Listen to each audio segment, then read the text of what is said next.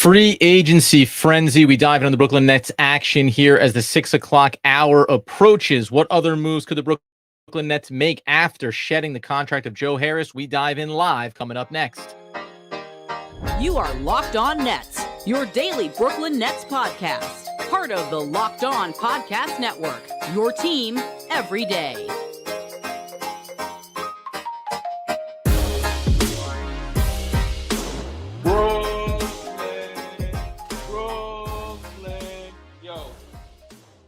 Yes, sir. Locked On Nets podcast coming to you ahead of the deadline. The deadline? The free agency start. It's not a trade deadline. It's the start of free agency. Locked On Nets here, obviously. Adam Armbrecht breaking down all things on the New York Football Giants, on the One Giant podcast, also for the New Jersey Devils on the Devils Puck Luck podcast. We always thank you for making us your first listen of the day, free on all those great platforms. And we get that little bit out of the way, just in case this goes up on the podcast feed at some point, should things end up breaking out. Okay. We're going to dive in on a couple of moves that were made here. One move that was made now by the Brooklyn Nets, how it impacted the conversation around one Cameron Johnson, and then just some other news and notes that are kind of circulating around the NBA as we're heading towards the free agency official start coming up at 6 p.m. So the big news, at least at the top, was the Nets are able to move off of the Joe Harris contract. $20 million, 19, a little bit less on the books. They go ahead and package 2 second-round picks that they acquired in the Kevin Durant trade. That was a part of the Jay Crowder moving on to Milwaukee. So they package those up and they get off the money for Joe Harris. That's good. You needed to do that, right? Patty Mills, we want to get off that money too. There are contracts that needed to be shed here, and there's obvious reasons why. Listen, if we're going to sit here and say that this was a good move by Sean Marks and the Brooklyn Nets, we have to acknowledge that Joe Harris being on that contract is a product of this organization as well. Now, the one thing I'll say, just to put it all in context while we wait for 6 o'clock to get here and see what news breaks. Remember, Joe Harris was the off-the-scrap heap Cleveland Cavalier that was brought in as a part of that reclamation wave for the Brooklyn Nets. He represented stability. And whatever he was not in the playoffs, which is when it matters most, and if you are Joe Harris and your role is knocking down threes, that's what you need to be able to do. For a number of years, he was exactly what you wanted him to be in the regular season. Then as you move off of Kevin Durant, you move off of Kyrie Irving, we understand that Joe Harris, I mean, listen, even when the shots were wide open, he wasn't hitting them in the critical moments of the playoffs. Makes it really hard to then project forward if you weren't able to move off his contract to say, well, maybe he can eventually get there, right? Going to be 31 years old. Also, you don't expect the spacing in any of these high leverage moments to be any better. So, I mean, this was a matter of what you needed to do, right? So you move off that money. And when we just talk about the Brooklyn Nets from a cap standpoint, $145 million is where they sat, keeping the cap hold of Cameron Johnson out of it. But you had $19.9 million locked in with Joe Harris. You remove that away, you're going to get closer down to 125. We expect it to balloon right back up to that area once Cameron Johnson presumably is brought back on his next contract. Now, this move was also done, and then we'll talk about some of the other names. Already seeing guys getting thrown out here for the Brooklyn Nets. The other thing that happened here was you trade him to Detroit. So a lot of people immediately say that's what takes Cameron Johnson off the table and then submitting a big offer for him. In the moment, it brings their cap space significantly lower. Remember, they have Bogdanovich on there, 34 years old, also occupies $20 million. Is there a world where he has more value as it stands right now in this moment anyway than Joe Harris? But you put both of those second round picks, if you had to shed his money and reopen it up, certainly you could do that. I don't think that it's likely, but I don't think we're 100% out of the weeds just on potentially teams that could be coming or sniffing around Cameron Johnson. And at a minimum, if you're Cameron Johnson, your agent wants to be saying that something could be coming down the pike, even if not through Detroit. So that being the case, the other thing that now happens now is the Nets open up a $19.9 million additional TPE. So people were asking, usually when we're out here on YouTube, everyone's pretty knowledgeable around this stuff. I go and double check it. But obviously the two TPEs that they have cannot be combined in any way. What does become fascinating to me, and we'll look at a couple of different angles on this, is just what are they going to use here, right? They don't need to use it in this moment. Free agency doesn't have to hit, and the Brooklyn Nets automatically go and utilize that TPE for player X, but it opens up the possibility to do it. And I think what would be interesting is how quickly do the Brooklyn Nets move in free agency? How quickly does free agency itself kind of unfold here at the 6 o'clock hour? Because if there are guys that the Nets could be targeting, well, you don't get to target them after they sign somewhere else, right? So it'll be interesting to see how the early stages happen. If you're just joining here, shout out on the live feed to Mark, shout out to Joshua. Yes, the Brooklyn Nets moved Joe Harris and 2 second-round picks to Detroit, and that frees up 19.9 million of cap space and gets them a TPE there as well. Now, the other thing would be what potentially could happen with the Cameron Johnson contract. Depending on where that number falls, this was reported first by Bobby Marks over on Twitter, obviously former GM, providing a lot of really good context for, moving parts here when you look around the NBA and deals like this happen. So the big note that he made around it was depending on where the number comes in for Cameron Johnson's contract, the Nets could potentially open up that MLE upwards of 12.5 million. Right now, they have 6.7 available to them, but it's not the full, and it creates a weird pocket as far as how high up you can target. If you were listening this morning when we were talking about what the Nets could do here, players they could target, guys that I like. When I mentioned names like a Kelly Oubre, I don't know if I did mention his name. I think I did this morning. Tony Brown Jr., just anybody that lives in the 8 or 9 million up to $12 million range, at least by projection standpoint. It's going to be hard for the Nets to do that without moving off of a Dorian Finney-Smith contract, without shifting other money around. Now, depending on how this contract comes in potentially for Johnson, you could end up opening up another opportunity here. So when we go back to that thought of, let's assume the Nets aren't going to, they're not going to go out there and take a 19.9 TP and spend it here, and then take an 18.1 and spend it over here, right? Like, just because they have them doesn't mean they get used. It's not just the Brooklyn Nets. I know fans are often frustrated when the Nets don't use them, but it exists in a spectrum.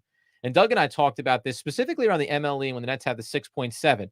Go find the guys, right, that live in that range, and it's hard to say that this is going to be player X. It's going to be value Y for you, right? A lot of times it's yeah. And oftentimes it's actually looking at guys on the market that you say maybe their value is closer to, in this instance, say you have 6.7 available. Their value is closer to 3 or 4, but maybe you're going to use the 6.7. You're going to use the bulk of your MLE to go get that player because you could, if you needed to, overpay. Mo Wagner would be an example of this. The evaluation over on The Athletic with John Hollinger had him at about $4 million. But if the Brooklyn Nets want him, and Orlando is willing to go to a certain point, well, maybe you offer him something a little bit extra. 25 years old, the discrepancy between paying somebody a 4-year deal at, 16, 17 million in total value versus a 4-year deal at 20 to 22 million, it's marginal, right? And it's not a number that's going to upset you too much, like we've seen happen sometimes when we look back at the Joe Harris contract, obviously coming down the pike. The Joe Harris expired. So here's the other thing, too, brought up by Al Mack here. One other thing that, because it doesn't matter. Once the Nets move off of it, we feel better about it. Joe Harris probably falls into the category, like we've talked about this, Doug and I, before, about guys being willing to be bought out, right?